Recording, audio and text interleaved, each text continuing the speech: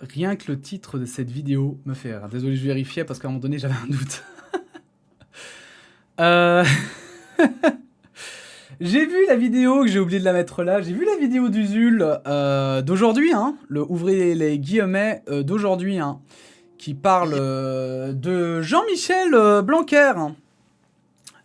Et je trouve qu'on n'en a pas assez parlé. Et en fait, surtout, ça m'a frappé parce que, comme je le dis, hein, il y a des choses qui sont différentes entre la Belgique et la France. Et j'avais envie, du coup, d'en parler. Il y a un article de la RTBF qui est sorti, qui parle de la France. Donc comme ça, vous aurez un peu la vision qu'on a de la France, des journalistes, que les journalistes ont vis-à-vis de la France, pardon, de la Belgique. Et en effet, donc, si vous n'avez pas encore été voir la vidéo d'Usul, je vous invite à aller la mater parce elle est vraiment chouette. Et effectivement, Jean-Michel Blanquer ne veut pas, absolument pas fermer les écoles. On voit effectivement aussi notre cher Macron qui refuse de faire un confinement finalement. Il veut absolument que ce soit en tout dernier recours et j'avais envie qu'on en discute ensemble. Donc voilà, là c'est juste la vidéo d'Usul, hein, comme ça vous voyez le titre, c'est « École ouverte, le pari morbide de Blanquer et Macron ». Et en fait, ça tombe bien parce que hier, justement, j'avais été voir les graphiques un peu du Covid et je les avais comparés, si je dis pas de conneries. Donc ça, c'est la France, et je voulais vous en parler aussi. Ça, c'est la France, et j'avais pris notamment le 12 octobre 2020. Pourquoi ? Parce que le 12 octobre 2020, c'était le jour où officiellement on avait annoncé en France qu'on nous étions dans une deuxième vague de Covid. Ce jour-là, il y avait 8505 nouveaux cas par jour, on va mettre des gros guillemets par jour, avec en moyenne de nouveaux cas dans les 16 jours, 17 000 nouveaux cas. Et en fait, ce qu'il faut savoir, c'est que la pique que vous voyez là, c'est 3 semaines après. C'est plus ou moins 3 semaines après. Donc, officiellement, quand on se rend compte que ça monte, 3 semaines après, on arrive à la pique. Et en fait, c'est justement pour ça que j'ai regardé aujourd'hui, parce qu'aujourd'hui, en fait, on est à peu près à 5 à 6 fois plus de nouveaux cas par jour que le 12 octobre. Et pourtant, le 12 octobre, le gouvernement français avait annoncé officiellement qu'on était dans la deuxième vague, ils avaient pris de nouvelles dispositions, plus ou moins sévères, mais ils avaient effectivement quand même commencé à réfléchir fortement à envisager un confinement strict, mais finalement, ils l'avaient fait qu'à moitié. Et en fait, ici, on revient à peu près à la même chose, sauf qu'on a 5 à 6 fois plus de cas. Alors, loin de moi l'idée de vouloir stresser les gens, bien sûr, hein, voilà, c'est comme ça, et juste, soyez prudents, et puis c'est tout, lavez-vous bien les mains, mettez des masques, etc., hein, on connaît les mesures. C'est pas du tout pour stresser les gens que je dis ça, c'est bien sûr parce qu'en fait, je trouve justement que les décisions du gouvernement français jusqu'à présent sont vraiment, mais vraiment discutables. Parce que j'ai du coup comparé avec mon pays, parce que je me suis dit peut-être que c'est comme ça dans tous les pays. Hein. Et en effet, on peut remarquer que, voilà, il y a aussi une remontée par exemple en Belgique. Et visiblement, c'est pas les seuls pays, hein, il y a des remontées un peu partout, des vagues, alors qu'on a le vaccin, etc. Ce qui est intéressant aussi de voir, hein, c'est que, comme vous voyez, on est toujours plus haut aussi ici, au niveau des contaminations journalières, on est toujours plus haut. On est toujours plus haut, sauf que le 12 octobre, regardez, on était à un nombre de contaminations aussi élevé que vous, hein, en termes de montée. Vous, c'était juste monté un peu plus lentement, nous, c'est monté vraiment en un coup rapidement. Mais nous, après, c'est très vite redescendu pour revenir à notre plateau que l'on connaissait auparavant. Chez vous, ça a redescendu, bon, relativement moins vite, mais ça va encore, c'est discutable. Comme on peut le constater ici, même pendant les vacances, il y a eu même un petit effondrement chez nous aussi. C'est assez marrant, les stats c'est quand même marrant je trouve parfois. les chiffres parfois c'est cool. Hein. Mais voilà, on peut dire que dans l'ensemble, on a à peu près les mêmes résultats. Mais c'est surtout qu'ici, eh bien, comme vous voyez, du coup, aussi, on repart quand même de moins loin. Et en fait, ici, notre courbe remonte certes, mais remonte un peu moins, comment dire, violemment, je dirais. Enfin, elle a l'air de repartir un peu comme ici, c'est-à-dire que ça va remonter en une fois violemment, ça c'est sûr. Mais nous, on a du coup atteint, je pense, notre plateau plus vite. Ok ? Le point culminant. Et du coup, je trouvais ça intéressant de comparer un petit peu les deux, parce qu'aujourd'hui, on critique beaucoup le gouvernement, notamment pour ses assouplissements. Parce que nous aussi, on a rouvert les coiffeurs, les métiers de contact, on a rouvert comme ça, par-ci par-là, certaines choses, enfin bon bref, voilà. On a rouvert en se disant, ça va mieux, on est sur un plateau, on peut, les Belges n'en peuvent plus. Et puis au final, c'est à ce moment-là où finalement, on remonte. Et c'est là où la décision est différente et que ça va être très intéressant à voir sur le long terme. C'est qu'en fait, en France, vous n'avez pas fermé les écoles, alors que nous, en Belgique, on a fermé les écoles. En Belgique, on a tous les congés de Pâques qui arrivent dans une semaine normalement, mais ils ont allongé les congés d'une semaine. Comme ça, les enfants ont 3 semaines de congés et on a le temps de passer cette pique. On a aussi fermé tous les magasins dits non essentiels. Alors, non essentiels, c'est vaste, hein. Parce que les essentiels sont vastes, justement, parce que les librairies sont considérées comme essentielles. J'ai vu aussi les couteries, je sais pas trop quoi, les tricoteries, je sais pas comment on appelle ça, sont ouvertes, ça m'a fait beaucoup rire, personnellement. Mais en fait, c'est parce qu'ils considèrent que c'est essentiel, parce qu'il faut que les gens puissent s'occuper aussi. D'accord. Et qu'effectivement, il y a un certain nombre de personnes, etc. Mais les autres magasins sont fermés pour éviter qu'il y ait trop de personnes au même endroit, malgré tout. Et on n'est pas à l'abri de nouvelles mesures qui seront prises, évidemment, dans les prochains jours et prochaines semaines.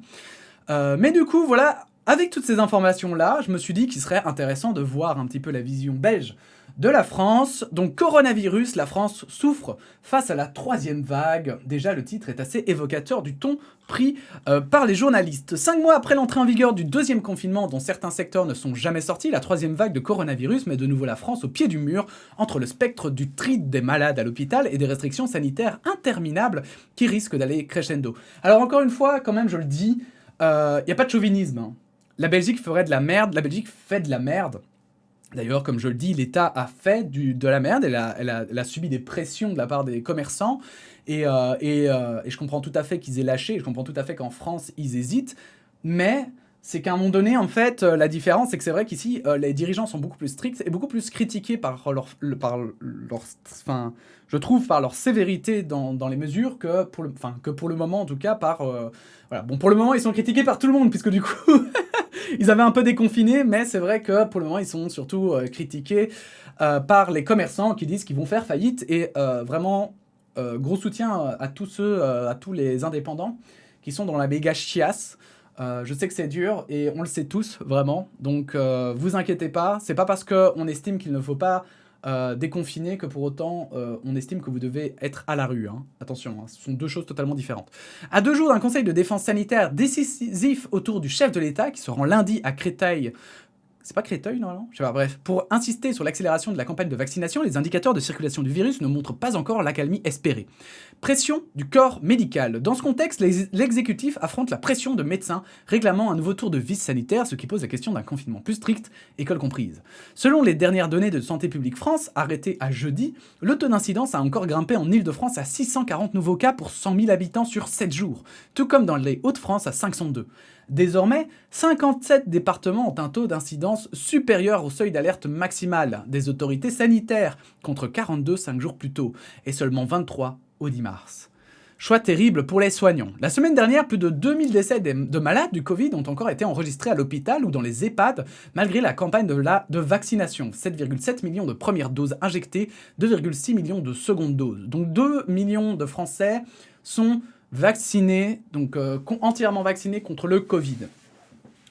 J'allais dire sur 60 millions, mais on va dire qu'on enlève les enfants. Je sais pas, ça doit faire combien? 40 millions? Sur 40 millions, on va dire. Bref. Après, je vais pas critiquer les campagnes de vaccination parce que c'est tellement plus complexe, il y a tellement de paramètres et de facteurs, il faudra un article tout seul pour l'expliquer. Donc si vous voulez, on y reviendra plus tard, mais pour le moment, effectivement, c'est compliqué un peu, hein, la vaccination. La flambée épidémique, entre 40 000 et 50 000 patients testés positifs chaque jour la semaine dernière, n'augure pas d'une baisse immédiate dans les entrées à l'hôpital au moment où le nombre de malades soignés en réanimation s'apprête à dépasser le pic de la 2e vague de l'automne. 4 903 le 16 novembre. Donc, si on regarde le graphique, parce que je trouve que les graphiques parlent beaucoup d'eux-mêmes en fait. Vous vous souvenez, moi je me souviens, la première vague, ils avaient dit les hôpitaux vont être saturés. certes, on n'était pas préparé et on n'avait pas de lits supplémentaires, ok? On avait vraiment rien, d'accord? La deuxième vague s'est mieux passée, encore heureux. Et le côté positif, c'était que justement, ça se passait mieux parce que justement, on avait ouvert de nouvelles unités. Mais à ce moment-là, on parlait toujours, hein, on parlait de hospitalisation en hausse et désastreuse et machin, et d'être proche de la saturation. On en est à la 3e vague. Et regardez ce qui arrive. Mais regardez ce qui arrive. Et en fait, moi, je comprends que les scientifiques aient peur. Je suis désolé si je vous fais peur, mais je pense que... Voilà, je pense qu'il ne faut pas paniquer devant ces chiffres, mais je pense qu'il faut savoir y faire face de manière sereine, justement. Donc si ça vous stresse, partez, vraiment. Genre, si vous vous sentez angoissé par ça. Moi, je me rappelle au début du premier confinement, il y avait des vidéos qui me stressaient, quoi. Vraiment, ça m'angoissait. Et du coup, en fait, ce que je faisais, c'est que je me disais juste, bon, si à un moment donné ça va mieux, si à un moment donné je suis plus rassuré, je vais regarder parce que sinon c'est trop dur. Mais vraiment, n'hésitez pas à faire ça. Mais en fait, si on regarde ici, imaginez dans 3 semaines. Dans 3 semaines, donc là, à ce moment-là, donc vous calculez 5 à 6 fois plus que ça. D'accord? Dans 3 semaines. Donc ce pic-là, il sera quoi? Là?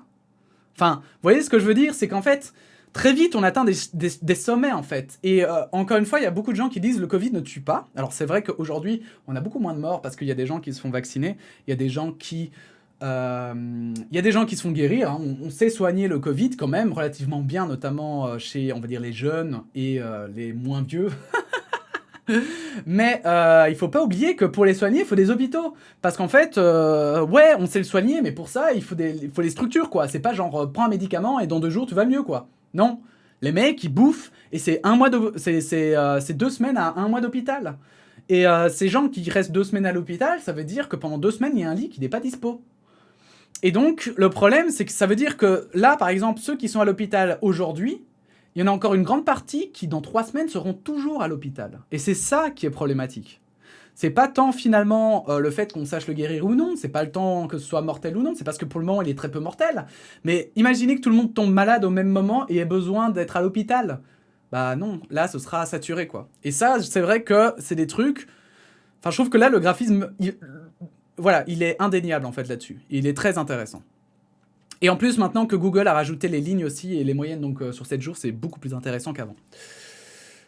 La flambée, tout ça j'ai lu. Le spectre du tri des patients. Dans 2 tribunes distinctes au JDD et au Monde, des médecins hospitaliers ont donné de la voix pour alerter sur le spectre du tri des patients à la porte des réa. Des choix terribles pour les soignants que le ministre de la Santé Olivier Véran a assuré vouloir leur éviter lors d'un entretien dimanche soir avec ses directeurs médicaux de crise, a rapporté son entourage à l'AFP. Le ministre a rappelé qu'il fallait vérifier ce que les mesures déjà mises en place avaient comme impact sur la réa et que si cet impact était jugé insuffisant pour passer le cap difficile des 3 prochaines semaines, le gouvernement serait amené à prendre rapidement des mesures supplémentaires, a-t-on expliqué de même source. Jeudi soir, Olivier Véran avait annoncé que 80% des déprogrammations d'opérations seraient sans doute nécessaires dans les hôpitaux d'Île-de-France afin de porter les capacités en réanimation à 2250 lits, soit le double qu'en temps normal. Et en fait, ce qu'on a tendance aussi, voilà, c'est des trucs qu'on oublie en fait avec le temps, c'est que derrière les soignants, ce sont des êtres humains. Et en fait, si on veut rester justement raisonnable, en fait, il faut être logique et se dire qu'en fait, pour un soignant, choisir qui doit sauver, qui doit mourir. Je sais pas si vous avez déjà lu ceux qui ont dû intervenir pour soigner les victimes de terrorisme et qu'ils sont tout seuls, mais qu'il y a 15 personnes qui sont en danger grave et qui doivent faire un tri. Tout le monde n'est pas capable de ça, tout le monde n'en ressort pas indemne, d'accord, même parmi les soignants. Si vous avez l'habitude de soigner des rhumes, si vous avez l'habitude... Voilà, il faut être prêt psychologiquement pour ça. Et tous les soignants ne le sont pas. Donc, vraiment... C'est pour moi aussi, justement, c'est ça le truc qu'on a tendance à complètement oublier, en fait. C'est qu'il y a des soignants qui vont peut-être bouffer la 3e vague, mais qui seront incapables d'en faire une autre, ou même de soigner plus tard. On va peut-être avoir une énorme crise de médecins. Et je pense que là, d'ailleurs, à mon avis, je crois que dans l'univers de la médecine, en réalité, il y a beaucoup de choses qui vont évoluer. Enfin, je l'espère, parce que je pense que, en fait, les études de médecine devront être plus simples. Mais pas plus simple dans le sens ah bon, on aura de moins bons médecins, mais plus accessible. Plus accessible, que ce soit moins juste des cours peut-être à étudier par cœur, mais que ce soit plus de l'efficacité et de la médecine du 21e siècle en fait, plutôt que parfois t'as... Enfin, j'ai l'impression, s'il y a des médecins, évidemment, corrigez-moi, hein, qui ne sont pas d'accord, mais j'ai l'impression que parfois, justement, c'est un peu trop élitiste, en fait. On veut trop que les médecins connaissent tout. Or, est-ce que c'est vraiment nécessaire qu'ils connaissent tout? Est-ce qu'au final, avoir 7 ans d'études, c'est... voilà, évidemment, c'est des gens qui ont des grosses responsabilités, donc le débat est immense, hein, soyons d'accord, hein, mais voilà, je trouve que la question se posera peut-être, en fait. Le ministre a rappelé qu'il fallait vérifier... Oui, ok, ça, on a lu. Refus de transfert de la part des familles. Au pic de la première vague du printemps 2020, le nombre de malades en réa s'était élevé encore plus haut en France à environ 7000. Ah quand même, d'accord. Mais les médecins font valoir que cette fois, le transfert des patients dans d'autres régions sont plus difficiles, notamment face au refus des familles. Malgré les appels à serrer la vis, la majorité défend la stratégie de l'exécutif, celle d'un confinement en tout dernier recours. Les décisions prises qui permettent de freiner la propagation du virus sont celles qui sont pertinentes d'un point de vue sanitaire et acceptables au regard des restrictions que les Français acceptent de respecter depuis déjà 1 an, a résumé sur Public Sénat, la présidente déléguée du groupe LREM à l'Assemblée nationale, Aurore Berger. Et en fait, c'est là où en vrai... je suis pas trop mécontent que la crise en Belgique soit faite par plein de partis différents, même s'il y en a plein qui font les hypocrites parfois. Euh, eh bien, c'est que effectivement, comme du coup il y a beaucoup de partis, c'est beaucoup de visions différentes et c'est obligé de trouver des compromis. Et donc moi, c'est ce que j'avais dit quand ils avaient déconfiné, c'est ce que je disais, c'est pas mon opinion, je pense que c'est une erreur de déconfiner, mais vu le déconfinement que c'est, comme ils vont pas dans l'extrême inverse, je vois pas de... Enfin voilà, j'accepte. Vous voyez ce que je veux dire? C'est acceptable, quoi. Et je pense que c'est une façon de prendre les choses, c'est qu'il faut se dire c'est acceptable. Mais il y a un moment donné où il faut agir. Et il y a un moment donné où il faudra se poser aussi la question, est-ce que si ça part en vrille, qui sera là pour prendre les responsabilités des décisions qui ont été prises? Lourdes restrictions sanitaires. Les restrictions sanitaires en France sont déjà lourdes. Les restaurants, bars, salles de sport et lieux culturels, théâtres, musées, cinéma, n'ont jamais rouvert depuis le début du deuxième confinement et un couvre-feu désormais à 19h est en place sur tout le territoire depuis la mi-janvier. Dans 19 départements, dont toute la région parisienne et les Hauts-de-France, les déplacements sont limités à 10 km sans dérogation. Alors nous, on a à peu près la même chose. En tout cas, les lieux culturels sont toujours fermés. Et il me semble que c'est juste le confinement maintenant. Nous, c'est toujours... le couvre-feu, pardon, c'est 22h, je crois toujours. 20h à Bruxelles, peut-être. Je sais plus. J'avoue que je sais plus. Mais bon, ça va. Ils ont pas changé ça. Et ça, je suis content parce que c'est vrai que les couvre-feux, apparemment, c'est pas forcément utile. C'est pas forcément nécessaire. En tout cas, avant minuit, c'était pas forcément nécessaire. Donc... le fait qu'ils y touchent pas, j'ai vu ça comme un signe de bon, ben, on l'a instauré parce qu'on se dit que peut-être que ça marchera, mais on le renforce pas parce que honnêtement, ça sert à rien, quoi. Enfin, on n'est pas sûr de son efficacité non plus, quoi. Donc, on le laisse comme ça, mais on verra, quoi. Autour des écoles, restent les écoles. Elles doivent rester ouvertes aussi longtemps que c'est possible de le faire, assure Aurore Berger.